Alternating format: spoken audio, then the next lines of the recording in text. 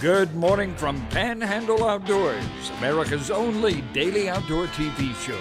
Your source for fishing, hunting, and information for folks who enjoy the great outdoors. Now sit back, relax. It's Panhandle Outdoors. Good morning, folks. Welcome to Panhandle Outdoors. I'm Winston Chester. Glad you're with us this morning. Got a big show lined up. But first, let's take a look at our weather. Brought to us by Gulf Coast Air Conditioning. Drew Pollard and hardworking crew taking care of everyday comfort needs. We're looking at, it's going to be hot. It's 97, it's going to be hot the next couple of days, really hot, close to 100 and over, with heat index over 100. Low be 80. Water temperature in the inner dock is at 86 degrees. All right, take a look at our Monday moon phase brought to us by Panama City Coca-Cola. We're looking at a waxing crescent. In other words, it's just starting to build up, starting to wax up. All right, our tide chart brought to us by Kent Forest Lawn. Hope you enjoyed those big, strong tides last week, because we don't have them this week. Not much of a tidal flow, a little bit toward the end of the week. But right now, high tide is at 127 this morning, and low is at 9:08 tonight. Our marine forecast brought to us by Rancho Copy Company, Aerial Paints Company. We're looking right now at a west-northwest at about 10 to 15. So that takes care of our weather. Let's take a break. We'll be right back.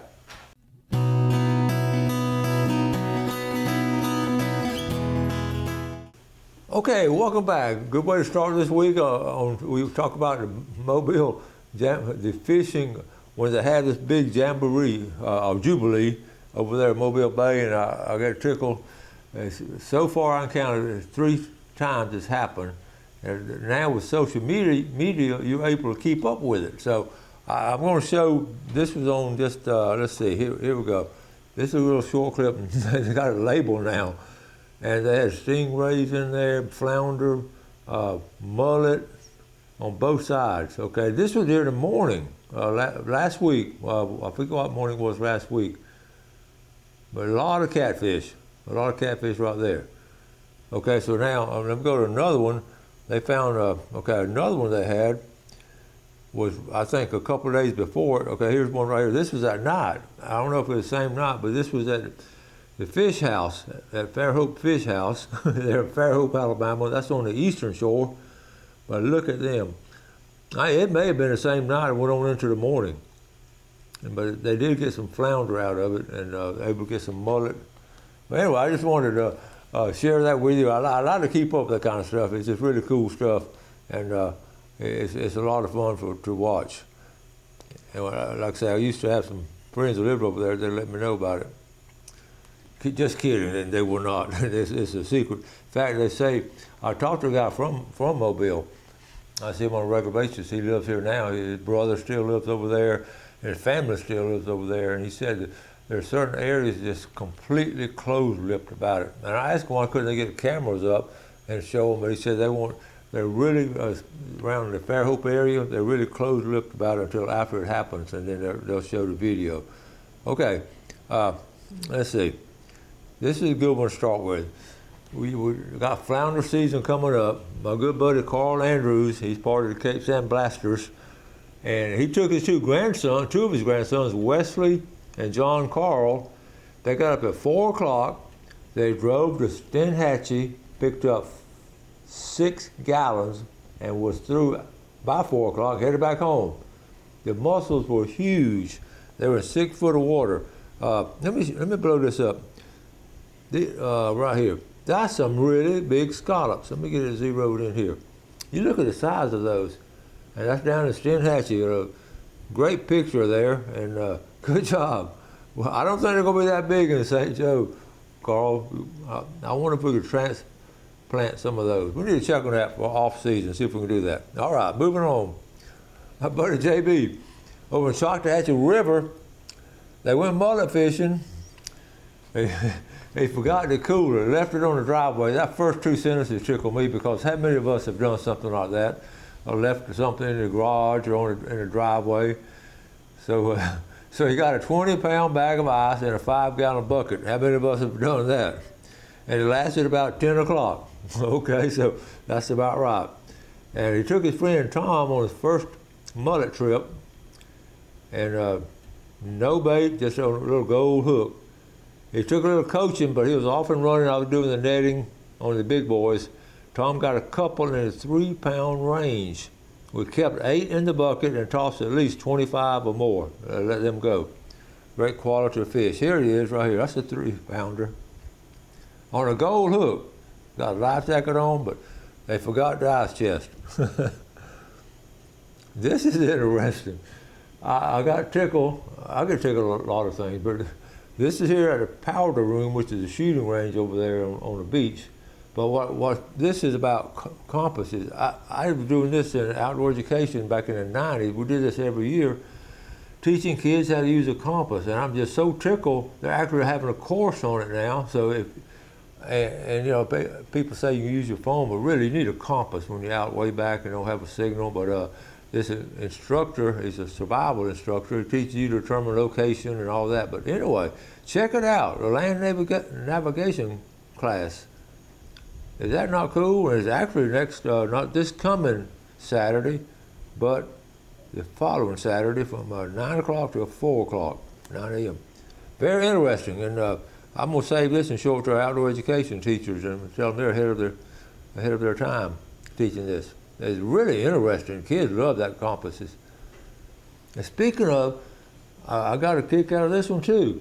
I got a former student who, in the actually very good friends with the governor of Mississippi. He's always been excited about the outdoor education class, and I feel like they're doing some stuff over there. They've invited me to come over there, but now they're having a teacher's night, and it's going to be actually put them in the class out, you know, teaching the teachers basically how to teach them outdoor stuff in a cross curriculum.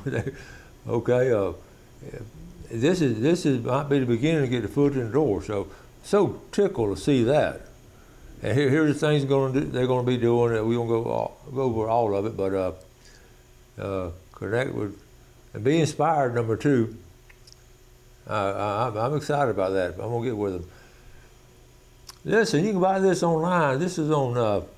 You can get this off. I saw this on Facebook, but this is extractor, a hook remover. It actually does it in person. Of course, that's a rubber leg, but supposedly that will get the hook out somehow. I'm not going to buy one, but it's a quick release fish hook extractor. It's a safety tool. A good buddy Randy Beaver, JR Barbecue over there in Callaway, had a great trip this morning with my sidekick Brian Taylor. It happened quick and made it home by 8:30. That ain't a bad trip, get home by 8:30. Don't always happen like that. Now it's time to fire up that grease. Blessed with this Florida life. So here we go. There's Randy, that's a nice one there. Catching them early. He got enough to eat for, look at there, 5 nice ones. Got them filleted out. How you like this process? And guess what? Here they are. Fried up, hush puppies, French fries, and Randy got some little flowers on the table. That's nice, Randy. All right. Okay, let's take a break. We'll be right back.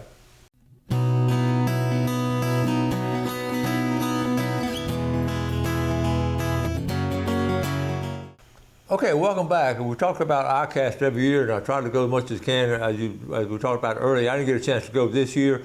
We'll go next year, but I am able to keep up with it. And I ran across right at the end, at the conclusion, they had a little drone flying through there, and I thought it was the coolest thing. So I'm gonna. It gives you an idea. Let me see if I can find it. It gives you an idea what they're.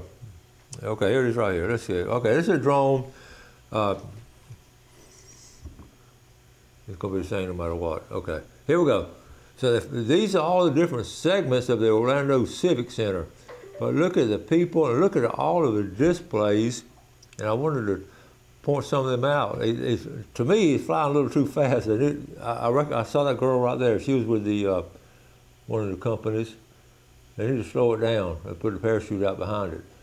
But all these booths are set up, and you're going to see some really cool ones in a minute. You recognize a lot of these names of different outdoor. This is the biggest tackle show in the world. There's Rapala, Gamaguchi hooks. Look at that little coster. They did that last year. It's like a little shed. You can go upstairs and sit in the bed, sit down upstairs. Isn't it amazing how they can do these? And then Lowrance. I'm looking for Fred Myers. Fuji. These are all the foundation of the fishing industry, all these brands here. And some new stuff. The clothing line is really big. A lot of clothing, and you see people, Mossy Oak. They got a nice little cabin, hunting cabin right there. Then check out this little place. That is Under Armour, all the clothing they have. Isn't that cool? And then down the other, this is the back hallway. It takes you the whole day to walk through it if you're going and spend a little bit of time. Look at that little fish count. Is that not cool? That's a Yeti. This gives you a really good idea of what we're talking about. They have an area too of fly casting. Okay, got it. They have okay, there it is right there. So I just wanted to, I just thought that was a really good overview. It really talks about and shows it better than I can talk about it, about giving examples of what's going on. All right, I want to pick up on these pictures. I got a bunch of them. Y'all are so good about sending them and just, or me running across them. You know, on a regular basis, I show photography from Tess Randall Jolly up there in North Alabama. One of our good friends, she and her husband, we met them years ago in the CEOPA organization. But she's been honored this year. Check this out. It's a blessing. She's going to be honored for the Legends of the Outdoors. I mean, is that not awesome? Wonderful lady. Third sentence, all glory to God. With deep gratitude, I shared this recognition with all the people, especially wildlife, especially wild turkeys. And her story is so inspirational. Let me see. Well, she talks about, she's been in, I'll just put all this in a nutshell. She grew up in Ocala. Let me show you, here's a picture right here, okay? That's a great picture of her. And she grew up in Ocala, and her dad was a really big outdoorsman, and he was a member of a hunting club down there back in the day, and that club wouldn't allow girls in the club. It was all, I don't know what the story, but her dad would make her, put her hair up like this, and she told me the story, and put a cap on it so she looked like a boy, pulled it down like that and everything. And she hunted about a year or two before they found out about it. Once they found out about it, they locked her, so they let her stay in the club and go hunting with them. But I thought what a wonderful story of how her dad was so promoted her and what she did, and then her husband is a great outdoorsman up there in North Alabama, and they have some property. And you see the pictures. She has the patience of Job taking her picture, so I want to share that. Let's jump back down here now. My buddy Donnie Chapman, he and Lisa, well, he actually took Dave Brown out, and they caught 17, and it rained on him, and what did he do? When it rains, you get under the bridge. So he brought 17 fish home. I'm going to go over this later. Well, let's go and talk about it now, because it's Shark Week. This time of year was originally Shark Week. And remember in 1977, they did Jaws 2 over there in Navarre. And I didn't realize this, that some of the local high school kids from Gulf Breeze High School, they hired them, and they got $3 an hour, which is good for a teenager in the 70s. But anyway, they filmed it. I didn't realize it that long. I heard about them. It was August through December. Now here's a scene of it. It had the kids and all. I thought that was really cool. Okay, read this. I ran across this in a magazine. A tiny robot rabbit is the latest weapon against Florida's invasive pythons. I said, wait a minute. So, okay, this is a tiny robot rabbit. Here's what has happened. In fact, I had to look. I didn't understand how a rabbit's going to handle a python. First of all, that's not a picture of a Burmese python, but that's okay. So here's the explanation right here. I read the original study on this, and the rabbit is a location bait. Snakes bring back their prey to the nest. This trackable rabbit leads hunters to a nest of 100 eggs. And anyway, it goes on to talk about that's how they're attacking it that way. So that's interesting. If you remember the song, You're So Vain, you probably think this sign is about you. You only have to be a certain generation to understand that sign. Isn't that a beautiful book right there? Go ahead and collect some seashells. I've tried to get the granddaughters to do this, and they promised me they're going to do that. And you can remember all the seashells we found? We found almost all these kinds right here. Broken shells will work best. Isn't that a cute idea? That's outdoor activity. Being positive. Today, you're an ugly caterpillar. Tomorrow, you'll be a beautiful butterfly. So don't lose hope. You never know what tomorrow will bring. And that's a good one to end this segment on. Always stay positive and look forward to the next day. And don't look back on bad things, look forward to good things. Let's take a break. We'll be right back.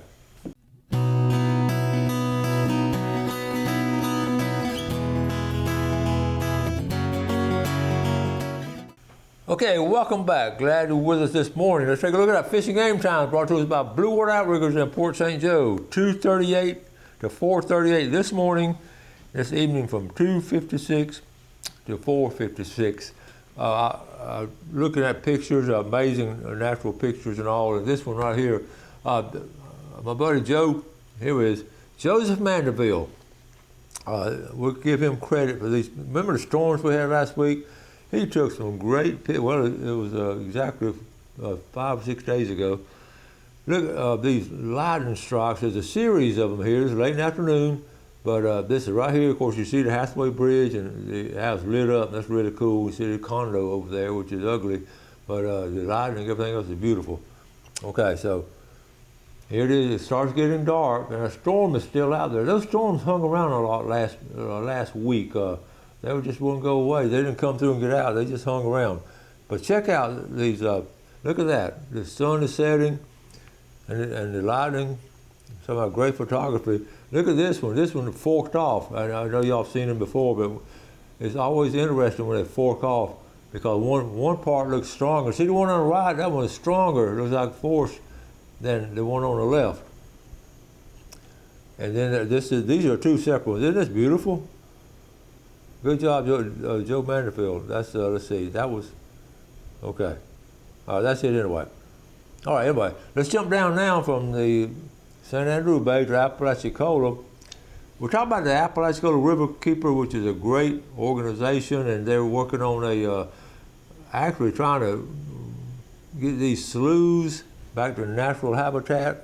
And it's just a project they've been working on a while, but right here, this is, this boy talking about, y'all know the sloughs. This is the real Florida to me. And you can get on up in there and take your time and look at the old boat and move along. And they're in pretty good shape considering all the things that's happened over the years, but there's a lot of sand that sort of got in some of them where the current, so they sort of try to remove some of the sand. But again, that's when we're talking about catfishing, that's one of the great areas you can go in these sloughs, in the mouth of these sloughs. Okay. Coming up September the 12th and 13th, Reels and Spears.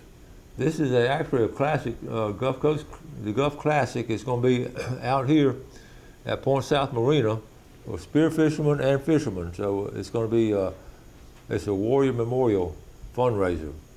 Grouper lionfish, good time to get a lot of them out of here. I just want to show this one more time because they're talking about tarpon season is wrapping up now toward the end of the summer. You can see this. This is Greg Gladden. I got tickled. His 26 calendar is already filling up. He's so good. Greg's been on the show before. I'm so glad he's doing so well. He's been really, all he does is concentrate on tarpon. But if you want to try to get it in between now and the end of the season, they start winding down. Glenda Walters, a fellow historian, she taught history at Mosley for a long time. This is Memorial Day in 1912 in Lynn Haven. Somebody found an old postcard online, I guess. But is that not cool in 1912? I'm not sure where that is, but that's some really cool pictures. Brittany Pace has been on the show before also. I'm looking at a picture, I'm trying to find out where's the bird. I kept zeroing in. And I said, got to be somewhere here. And there it is, right there at the bottom. So I was going too high in the tree when I was looking for it. They're building a nest. Is that not beautiful? Good job, Brittany. She loves the outdoors. This is cool over in Choctawhatchee Basin Alliance. I didn't realize they've been doing this a while. And this is a oyster shell recycling. And in other words, it helps keep the oyster reef habitat going. It helps on erosion. This is just a win-win for all of it. It goes on to different places that actually donate their oyster shells, all these people here, and recycle them. And, you know, is this not cool? Yeah, they got a big pile of them. I'd like any of you folks watching the show over there, I would love y'all to come on and tell us more details about it. Look at the piles. And then you can put it along St. Andrew Bay, hello, the St. Andrew Bay system, the Apalachicola Bay system, and St. Joe Bay system. We could all be doing this. Is that not cool? People just put them in a bucket and then they come along and put them in a truck and take them to a pile, and then they distribute them in the pile. Good job. This is ugly. This is bad news. This is the end of West Bay right here. A company's putting in the West Bay Marina. You see the sidewalks, concrete sidewalks, the seawalls, and all the runoff, and you can say goodbye. Okay, I'll wrap it up with that picture. I don't want to end on a bad note, but they're putting in a huge marina down there over there in West Bay, so you can say goodbye over there to Cricket Creek, Burnt Mill Creek, and the red fishing, and the peace and quiet. Because all you're going to see now, these big rich boats coming, flying by. You're going to see pontoon rentals coming out of there. And the days of West Bay is over. It's sad to me. It's heartbreaking to me. But there's a big old marina coming in over there. It's going to ruin West Bay. And it's just it is what it is. So enjoy it while you can. In fact, I'm going to make some special trips over there pretty soon. Okay? Now wrap it up for today. I'll do something good for someone else today. Have a great day. Enjoy outdoors. And God bless. Thanks for watching America's only daily outdoor TV show, Panhandle Outdoors with Winston Chester, featuring hunting, fishing, and other activities and information to help you enjoy the great outdoors. Join us next time for Panhandle Outdoors.